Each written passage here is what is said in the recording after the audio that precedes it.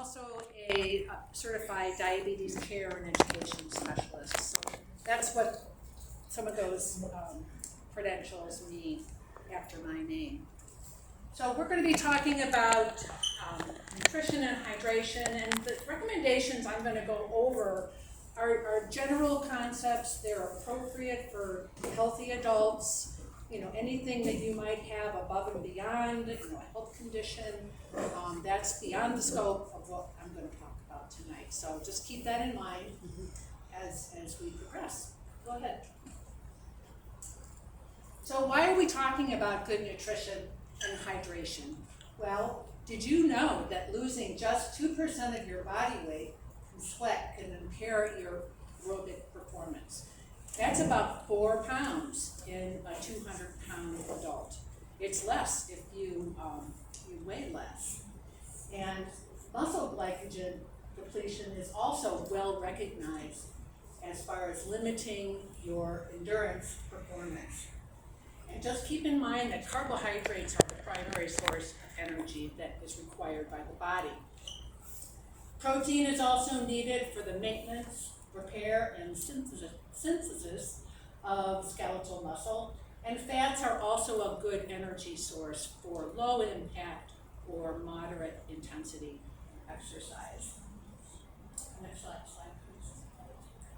So first we're going to talk about carbohydrates, and as I said before, carbohydrates, the main function is to provide energy, and there's well-researched evidence that shows that eating carbohydrates, as I've outlined here, can benefit exercise performance. And a lot of these recommendations are for exercise that is longer than 1 hour.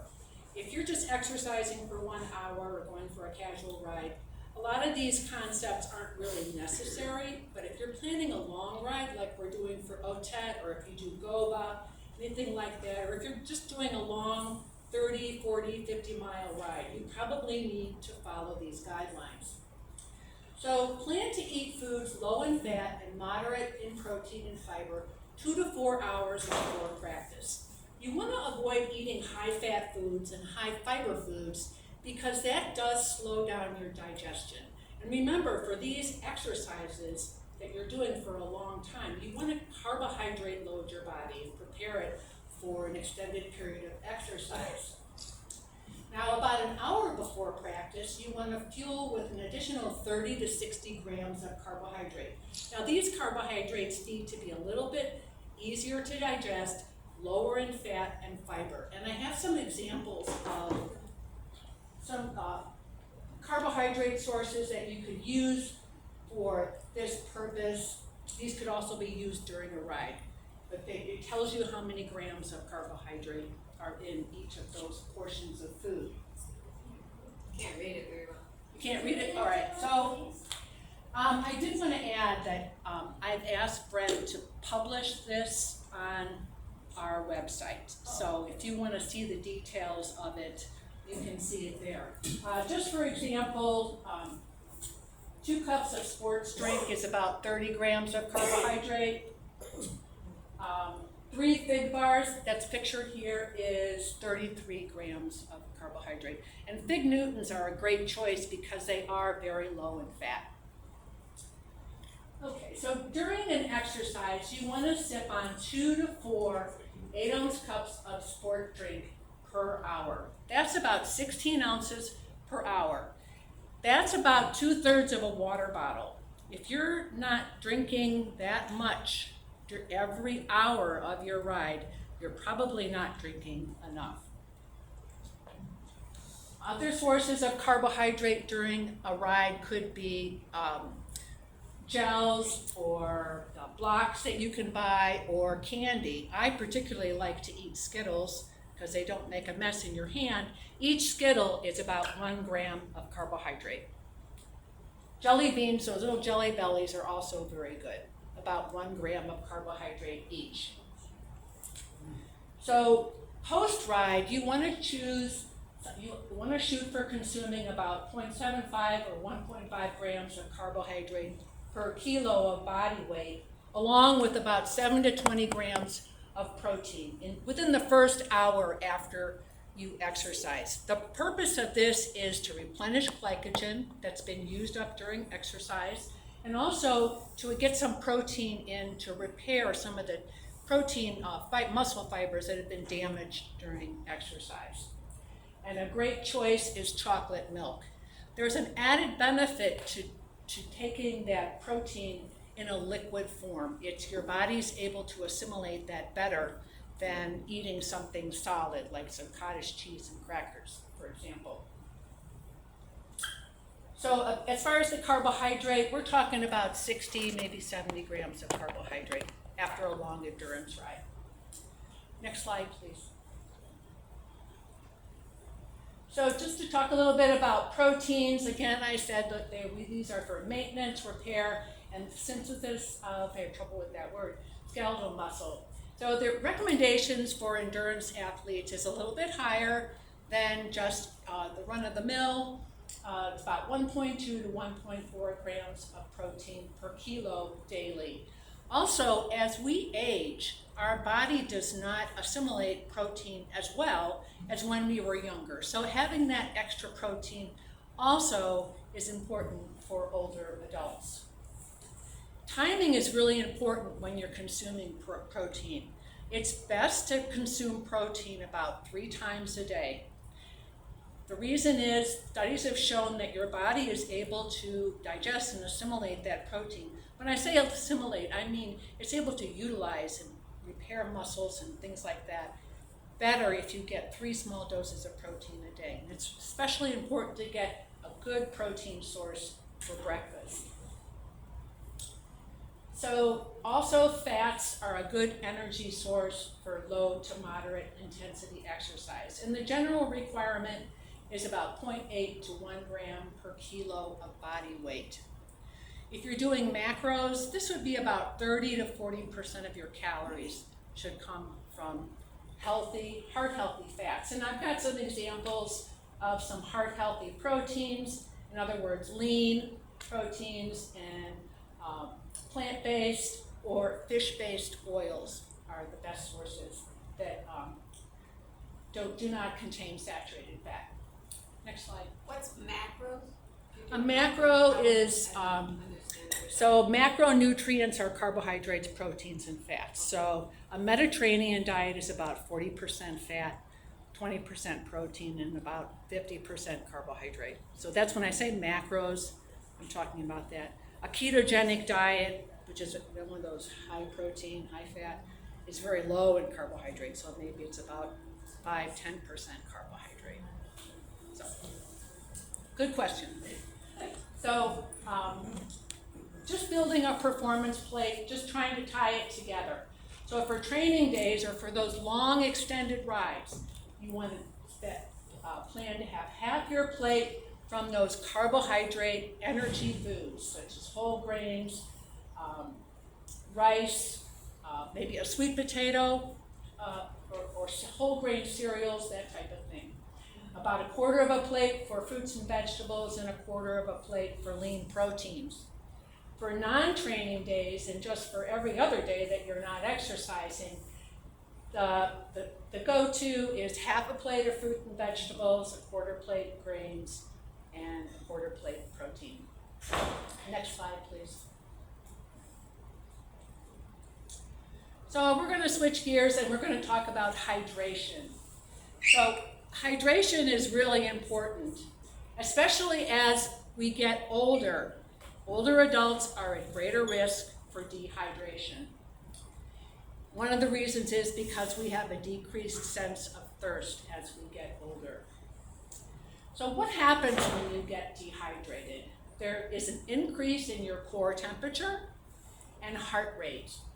There's also changes in your metabolic and central nervous function. You're not going to think as clearly or make smart decisions. You're going to feel tired. There's also an increased risk for heat exhaustion and heat stroke and reduced cardiac stability. There's less blood flow. Your blood pressure is going to go up. So these are all not very good things. There's also an increased risk for cramping. In the picture I have here, It shows you all the different ways that your body gets heated up when you're exercising. You get heat from the sun. Even a cloudy day, you're going to have reflective heat bouncing off those clouds and coming back to you. How many of you have ridden on a hot, or you ride on a black pavement road and you just feel that heat coming up off the street? So that's another source. You're getting it from above, you're getting it from below. Then there's internal sources of heat. When your body is digesting food, you produce heat. And when your muscles are working, they produce heat as well. So how do we cool our bodies? The wavy lines show how we cool. So when we breathe out, we expire, we release some heat that way. We also can sweat, and that's another way to reduce heat. Convection is when you get into cold water or you have that wind rushing by you. That evaporates the sweat that's on your skin, and that helps you cool off. How many of you have recognized that when it's really, really humid outside, that cooling doesn't work very well? Mm-hmm. It's because the atmosphere cannot absorb the sweat on your body, so it stays on you, and it's not very cooling. The best way to cool yourself off in a situation like that is with cold water. And then radiation, you kind of turn into a sun because you're hotter than the environment, so you can release heat that way. So let's go to the next one. Just basic hydration that's recommended. So you want to start out your ride well hydrated. That's about 1 ounce per kilo of body weight, or about 70 to 90 ounces of fluid. 70 ounces for a 150-pound person, or about 9 ounces for a 200-pound person. So many athletes and exercise people don't start their ride hydrated. So it's really important to start out hydrated. You can monitor your hydration by looking at your urine color.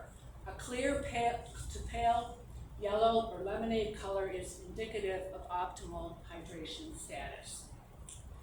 So another thing you can do above and beyond the basic requirement is to consume about 16 ounces of fluid 2 to 3 hours before your exercise, and right before you get started, drink another 8 ounces. 16 and 8 is about 24. That's a water bottle right there. So maintaining your hydration throughout workouts is essential. You want to consume about 4 ounces of fluid every 15 to 20 minutes. That's like 2 or 3 large gulps. And it's better to do it that way than to wait an hour and drink a water bottle. Why? Because your stomach can only empty so much fluid from its stomach into your intestines per hour. It's gradual. If you just overload your stomach at once, you might feel bloated, and you have all that extra water just sloshing around in your stomach. Whereas if you drink it every 15 minutes, that water will get absorbed, then you put in another dose. Post-workout, you want to consume some extra fluids. It's very difficult on a hot day, even doing the 4 ounces every 15 minutes, to maintain good hydration. You're going to get behind the 8 ball, especially for a long ride. So post-workout, you want to recuperate everything and drink lots of fluids. Next slide. I want to talk about sports drinks. So the benefits of a sports drink are rehydration, provides energy, and electrolytes, especially sodium. The main components of your sweat is sodium, with some other small trace amounts of minerals, including potassium, magnesium, and calcium. But the main one to replace is sodium, because there's a lot of sodium in your sweat. Some people have saltier sweat than others, so if you know you're a salty sweater, then you probably need to have a little bit more salt than maybe the next person. So you want to consume a sports drink that has about 5 to 8% of carbohydrates. And these are simple carbohydrates, things like sugar, glucose, fructose, high fructose corn syrup. These are all fine choices as ingredients. And I have an example here of some Gatorade. This particular solution has about 21 grams of carbohydrate. It's about a 6% solution. To calculate the percent of carbohydrate in your particular sports drink, you take the grams of carbohydrate, which is right on the label, divided by the milliliters of fluid volume. In this case, it's 355. And then you multiply that times 100. So that's how we came up with 5.9% or 6% carbohydrate.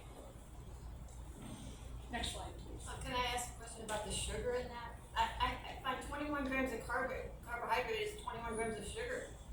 It is, but that's the kind of carbohydrate you need to replace the glycogen. You need fast-acting carbohydrate So during that's exercise. a lot of sugar for somebody who's watching their sugar. But you're burning it up.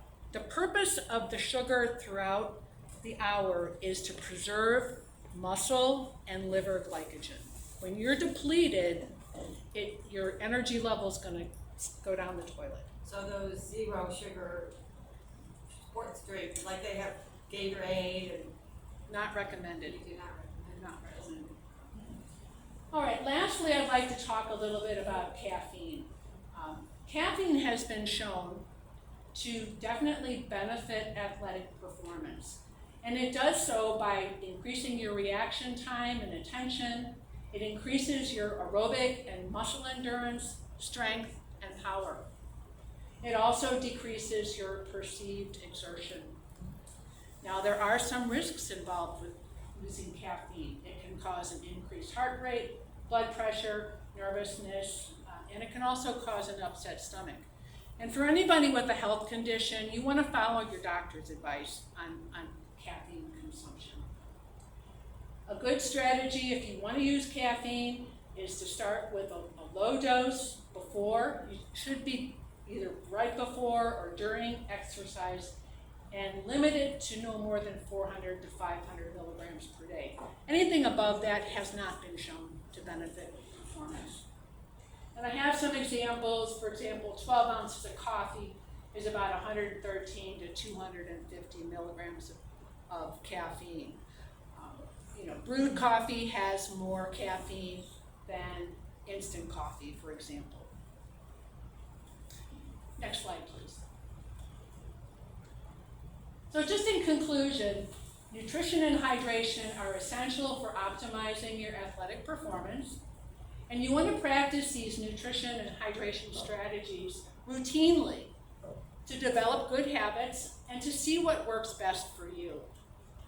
And then lastly, educate yourself on sports nutrition topics from reliable sources. And the information I presented today is from the NCAA, which is the National Collegiate Athletic Association, and also the practice group from the Academy of Nutrition and Dietetics that specializes in sports nutrition. And then last slide. All of the handouts that I used in the presentation today are on our website, Brent. And the presentation. And the presentation is on there too. Thank you, Brent. But these are all the topics that you can refer to if you want more information about the things that I talked about today. If you go to the members link and go down to the bottom of the members link, there's the sports and nutrition and hydration documents, and that's where you'll find these. Okay. All right, so we're going to defer any questions, and go ahead, Brenda. Okay, thank you. Thank you.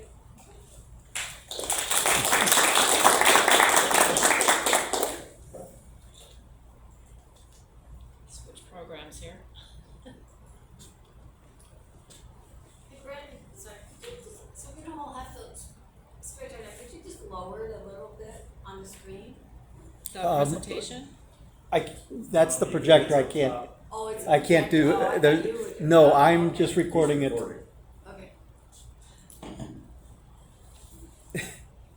don't think you can change it either, right? Nope. do some neck exercises now. Good evening, my name is Brenda Phillips. Next slide shows who I am. Registered nurse with Cleveland Clinic, and I am a certified group fitness instructor, yoga instructor, Pilates instructor, safe exercise instructor, and a member of Silver Wheels. So tonight we're going to be talking about stretches for cyclists, okay? So let's go to the next slide.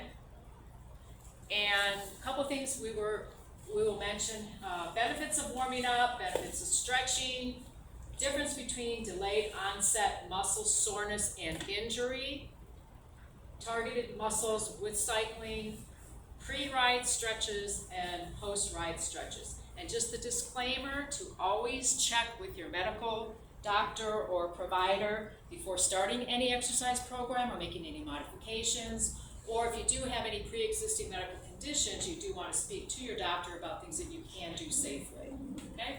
That's the disclaimer. All right, so why should you warm up before an exercise? Because it increases body temperature, promotes blood flow to the muscles, and makes the muscles and joints more ready to work, okay? So before going bike riding, make sure you do some of these exercises that I'm going to be talking about. You don't want to just get up, put the stuff in the car, ride to the place where you're going to do your bike ride, hop on the bike and go. You can set yourself up for injury. We don't want injuries because that's going to prohibit you from bike riding if you're injured, okay? So that's warm up. Next one. And benefits of stretching, improve circulation, again, reducing the chance of getting injured. It helps to stress relief, okay? Getting the muscles prepared and ready to go on whatever exercise that you're going to be doing. So there are a lot of benefits to warming up and stretching. Okay. Next. Okay, so muscle soreness, DOMS, is the delayed onset muscle soreness versus injury. So have you ever done an activity, let's say, I don't know, you did gardening maybe, or you did a new gym class, or you started lifting weights and you haven't done it in a while, and then like the next, maybe 2 days later, you're like, oh man, I'm really like sore. What did I do? Oh, that's right, I lifted weights 2 days ago. That's the delayed onset muscle soreness, okay? And there's a difference between that and injury, okay? The DOMS can be an aching sensation, a burning, just like you can really feel like you worked your muscles, versus the injury is going to be sharp, really painful. You can really tell the difference. And oftentimes injury is something that's going to last a little longer. The delayed onset muscle soreness goes away in a few days, okay, as your body readjusts, okay, from 1 day to 1 week. But an injury can last a long time. You sprain your ankle, you really tear something, that's going to last a long time, okay? And the delayed onset will improve with some stretching. So it's important that if you do have the delayed onset muscle soreness, that you do some stretches or do some activity, because that will then help minimize that soreness and you can get rid of that. Whereas an injury may worsen. If you did something really, again, to your ankle, your shoulder, whatever, and you try and exercise, you'll be like, oh man, this is not working too well. So that's another way to tell the difference. Okay, short term, related to activity versus you injured yourself and you're going to have to take some time to heal. Okay, next slide. And targeted areas for bike riding. This is a wonderful picture because it's very colorful. You can see all the different colors that equate to the muscles that are being used when you ride your bike. So we have our red glutes, we have our green quads, we have the lower back, the IT band on the side, hamstrings, calves, and these are the active muscles because you're doing movement when you're pedaling and legs are making those wheels go around. The upper body is also being used, but it's more in a static motion because you're holding on to something, okay? But those muscles are still being used because you're holding on to the handlebar, the shoulders, all of this is still being used, but it's more static compared to the movement and the dynamic muscle movements in the legs, okay? So in stretching, we're gonna wanna be targeting these particular muscles, because that's what you're gonna be using. Okay, next slide. 7 stretches every cyclist should do, and this is like pre. So again, it's important to do a little bit of a warm-up, some stretches, before getting on that bike. And it doesn't have to take that long. Holding a stretch for about 15 to 30 seconds is kind of all you need. So you can really do a pre-bike ride stretch in maybe 4 to 5 minutes or less, okay? And warming up may also mean walking around, okay, so that you get some blood flowing, so make sure you move, especially if you've driven 20, 30 minutes to get to your destination for the bike ride. You want to get that body wakened up, okay? So you warm up with a little bit of movement, walking, you know, whatever, and then the stretches. So next slide. Okay, so for the pre, it's not as intense for the pre-cycle stretching. It's going to be things like, you know, moving your legs around, just kind of swinging, just to kind of get things warmed up, you know, shoulder, arm circles, you know, maybe some neck stretches, twists, just things like that. So leg swings, personal twists, walking lunges. Okay. These exercises can also be done in the chair, so if you do have any mobility challenges, you can do any of this in a chair. You need to preserve your energy or your muscles for the bike ride.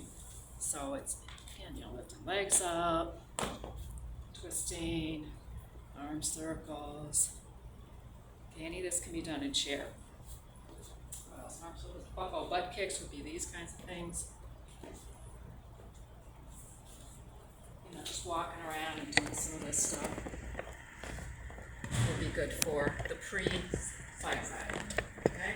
For about 30 seconds, 20 seconds, as it says up there. Okay? Next. Post-ride stretches. Okay? So these are going to be a little more, I don't say challenging, but a little more challenging because you just worked out. You just rode for, I don't know, an hour or two or whatever, depending on your distance. And so you really use those muscles. So now you need to tone those muscles down and make sure that you're not setting yourself up for any injuries. So next slide. Hip flexor stretch. Okay. Next slide.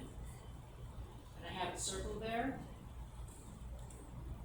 So that would be something like a lunge. You can hold on to something, you can hold on to your bike. You're going to tuck that butt under, pelvis forward, and you're going to be stretching right in here. Okay?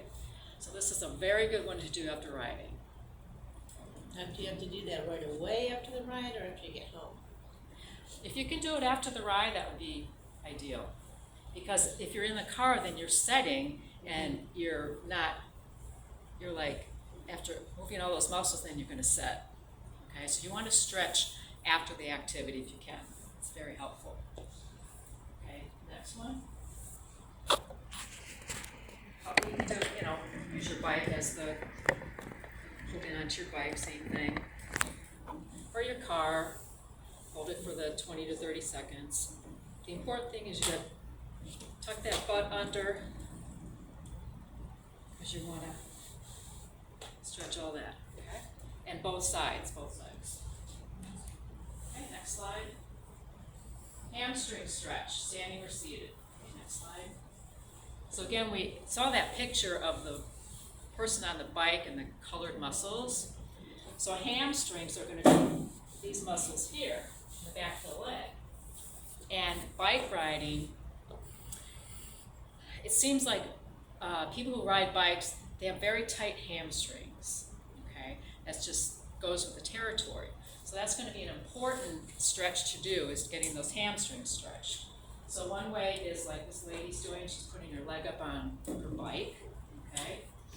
And with this one, you want to tuck the tummy in, nice posture, and it's a straight back forward, okay? Now this is a little advanced because you're bringing your leg way up.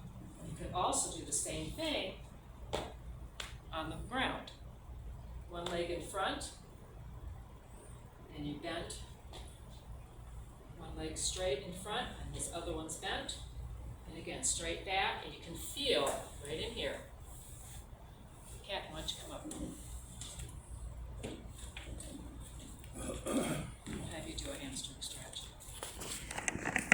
Use the chair if you like. Can I use the chair for balance?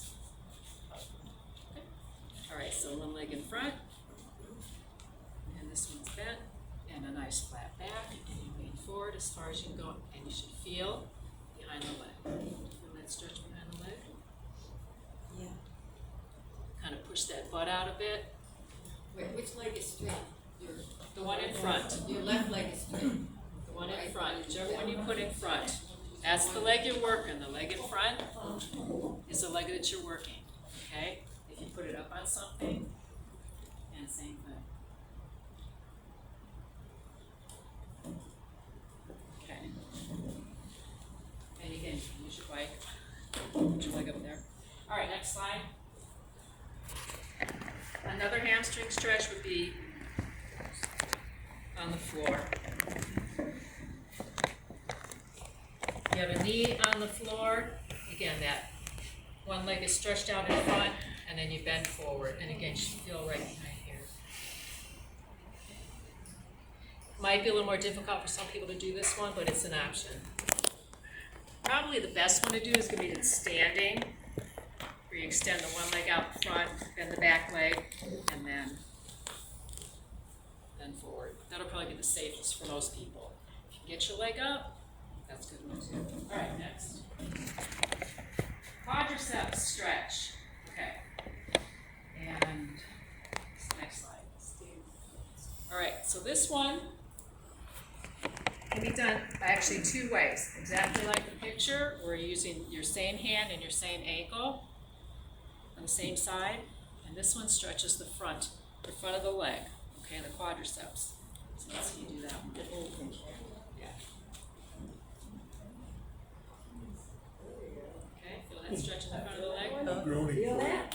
Oh, yeah. Feel it. Okay. The other way to do that, next slide. On number 14 there, is with the opposite. So you're bending and using the opposite hand to grab. Okay? And if you can bring your knees together, that's great. And as far as you can bend the leg is okay. I mean, if you can't totally bend it all the way. And again, you do these exercises on either side. Or, quite honestly, if you can't reach it, just bend the leg up.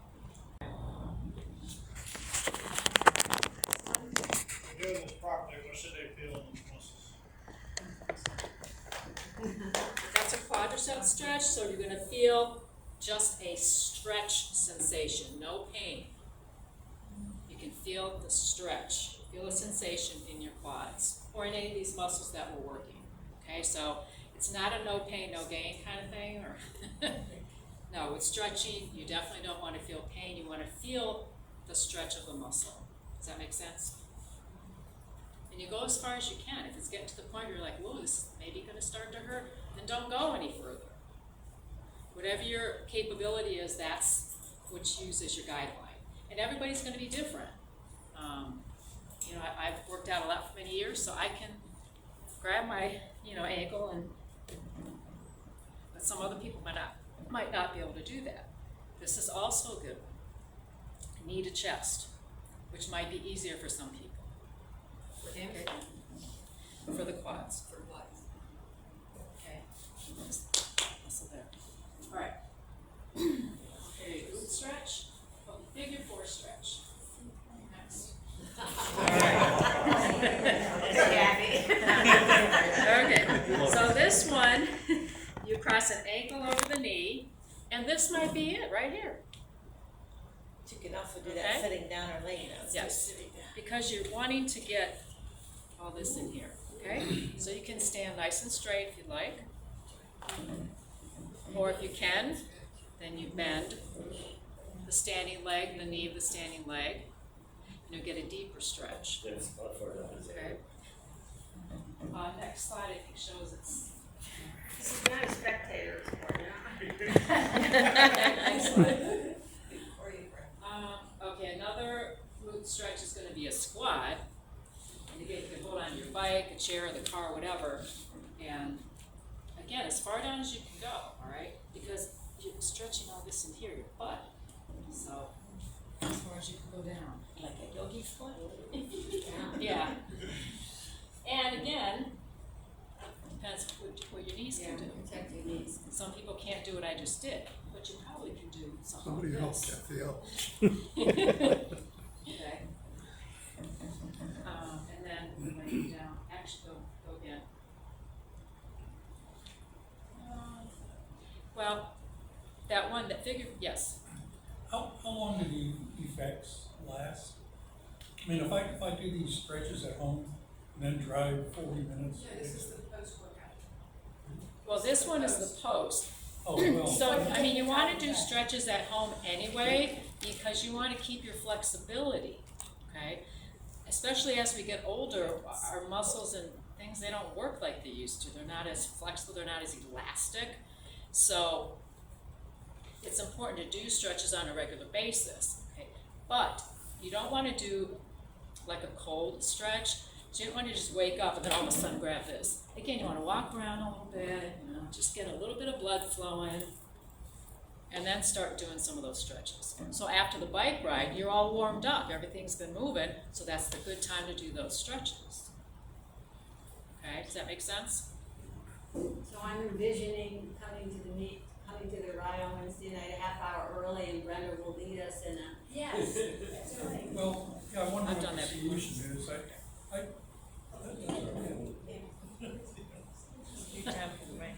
What's that? Right. But again, holding the stretches for about 20 to 30 seconds, let's say 30 seconds. Yeah, about 30 seconds. So even all of these are 7, we're only down to 5, but these 7 stretches times 30 seconds, what is that? A couple minutes? What, 350 seconds? So it's not that long to get a nice stretch. All right, calf stretch, wall or step. Okay, next slide. So calves tend to get very tight, and they also get very built up as a bike rider. He's a perfect example. But they're tight, they can be like rocks, and he'll even attest to that. So you definitely wanna make sure you're stretching the calf. So let's see, do that. 1 foot in front of the other, parallel, about hip distance apart, so that you have your balance. And the back leg is the calf that's stretching, okay? You can actually go up and down on it. Does the knee need to be right over the foot, or does it not matter? For the other leg, The front We're one, working on the right leg. yeah, so it doesn't matter how the foot. I mean, you don't wanna be way down here. So it's a lift and lower, lift and lower. And then you can, hold on to your bike. And 1 foot from the other. And actually, the lower down you go, the more of a stretch in the calf.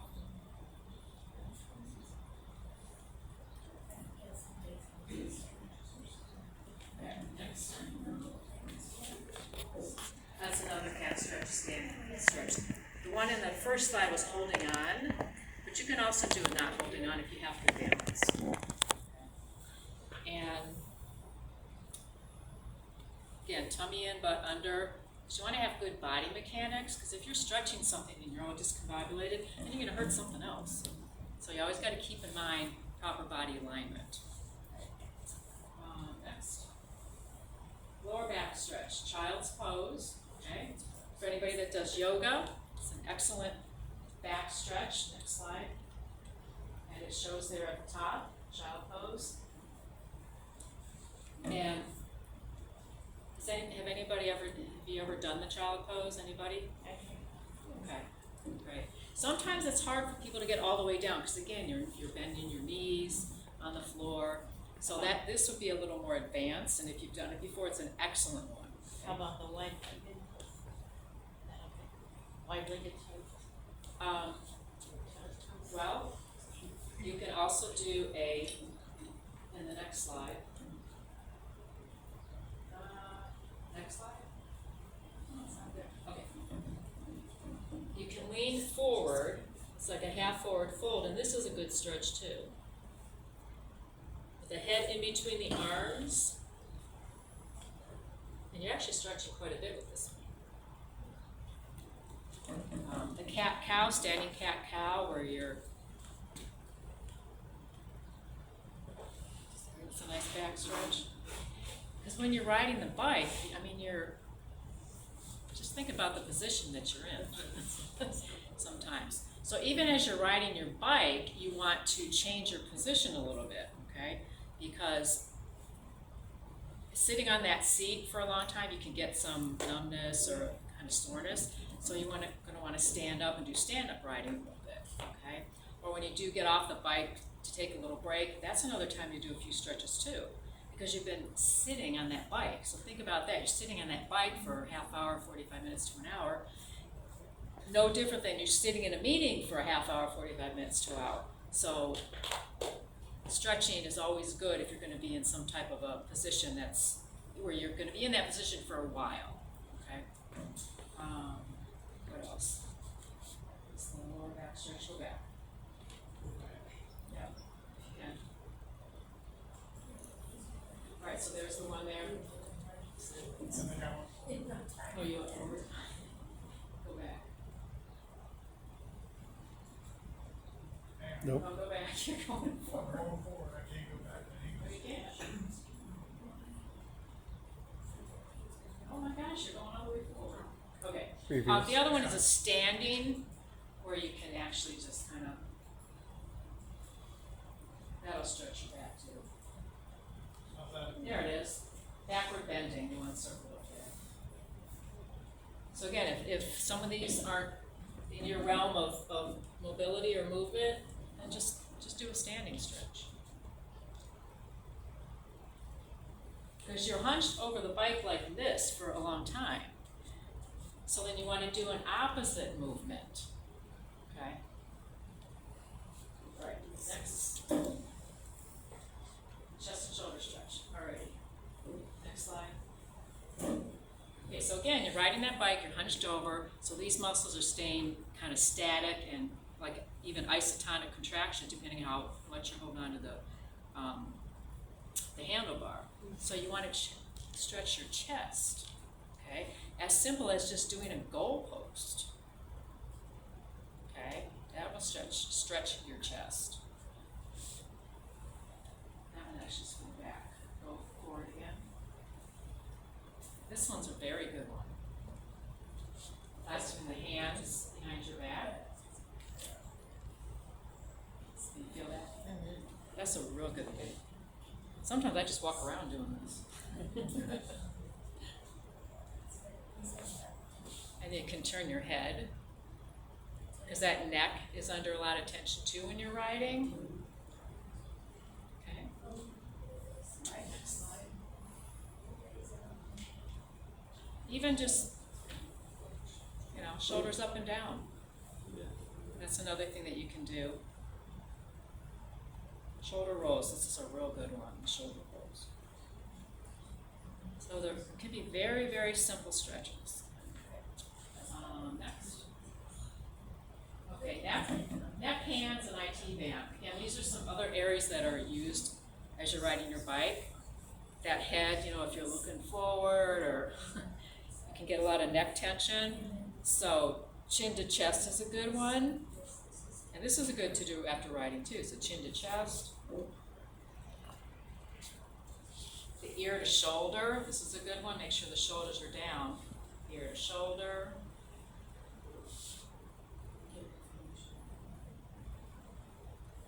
And looking diagonal, looking like at your armpit.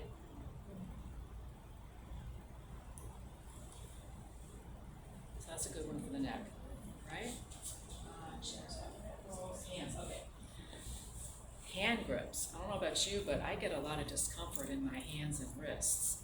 And so I have to change my grip a lot as I'm riding. And we just got those stand-up handle grips or whatever. So I'll see how that works. But one thing you can do is prayer position, because again, it's the opposite, you're doing this, right, for however long, so you want to do opposite. So you can do prayer position, and then you can lift up and around. So then you're getting not only the wrist and hand, but you're getting your shoulders. So that's a nice one to do too. The other thing is,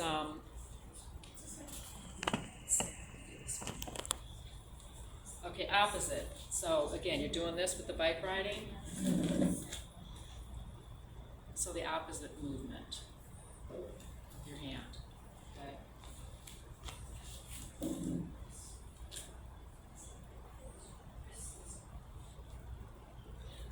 Can't you do it? Finger shaking. Yeah, you can do it in your yep. Exactly. Moving, because again, the grip, you're doing this for how many minutes or hours? So really getting those fingers stretched out too is a good thing. The fanning of the fingers.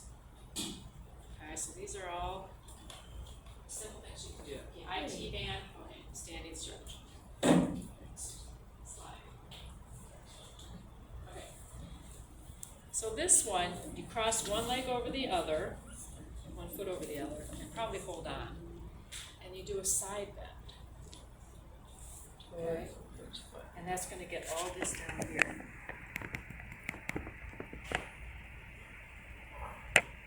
And this is kind of a hard muscle to really get to, except doing some type of a side.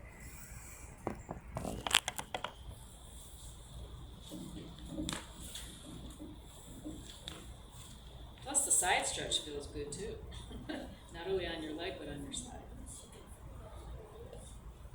It's almost like you're doing having a little teapot. Yeah, that's good. Exactly. Put it to Okay. music, right? All right, next slide. All right, so in review, we talked about the benefits of warming up to get those muscles, blood flowing, get yourself prepared to do the exercise of the bike riding or whatever else you might want to be doing. Stretching so that those muscles are getting some movement, and again with circulation and being able to then do your activity because you've got muscles that are warmed and ready to go.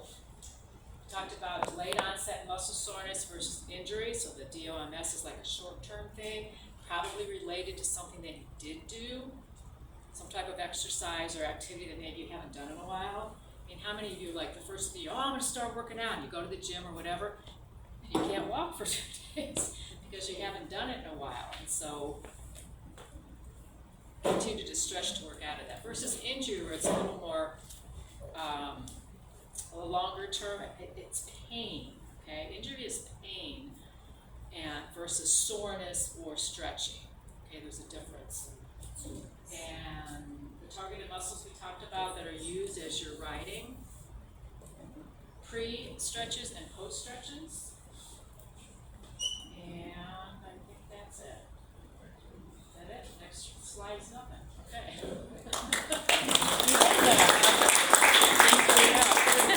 Does anybody have any quick questions? Yes. I actually comment to Brent, if possible, could you put the slide decks up?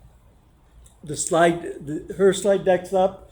She's I going to wanna get me, It's a function of, obviously, the people that prepare and whether or not they're available, but. yes, If she's, you could, Yeah. she's already got me hers, and it's up on the webpage, under members at the very bottom. And she's going to get me hers, and I'll get that one up as well. Okay. And the video will be up sometime next week. We had all this room, we should have spread out and practiced it. I know. Anything you can do in a recliner. A recliner bike or recliner chair? Yes, you can. You can, like I said, there's a lot of things you can do in a chair. If you're there watching TV or relaxing or whatever, remember, the more that you're seated and sedentary, things slow down. So you want to make sure you're always getting the muscles moving and the blood flowing. So you're sitting there watching. I mean, I'm like this watching TV, twirling my ankle. Ask Jerry. She's very active when she watches TV. Or I'll stand there and be doing these stretches, you know. And especially floor stretches are nice. So yeah, you can do a lot of things in the chair. Any other questions? Just another comment, I don't know, I have knees that are a little tweaky sometimes, so really remember to protect your knees when you do any of these. Even the lunges, you know, like Kathy was saying, you put over your knee, over your toes, I don't know, but that's. Well, that number 4 stretch that I was showing can be done seated, all right? So you can do it this way, like this. This is that number 4 stretch, crossing the ankles in a chair, okay? Then working up. Okay? And if you are gonna cross your legs, this is how you wanna cross, with the ankle over the knee. And then you can work towards even pushing out on that thigh. Okay? Yep. You can do the hamstring stretch in a chair. Even the quad stretch. So use your chair if you have one, or you know, need that kind of a break. If it's hard to stand up for a long time, or stability, balance. Yeah. Yeah, get creative. We have any more questions for these fine ladies? Well, Larry just told me, he says lunges are dangerous, and they are, I mean, Well, with the lunge, again, depends on your mobility. See, I'm in a 90-degree angle. You don't want to lunge this way with that knee over the toe, okay? The knee needs to be in line with the ankle. Okay. Yep. Every time I do that, my knee makes a noise like a goat chewing on a tin can. Whoa. Don't go down as far.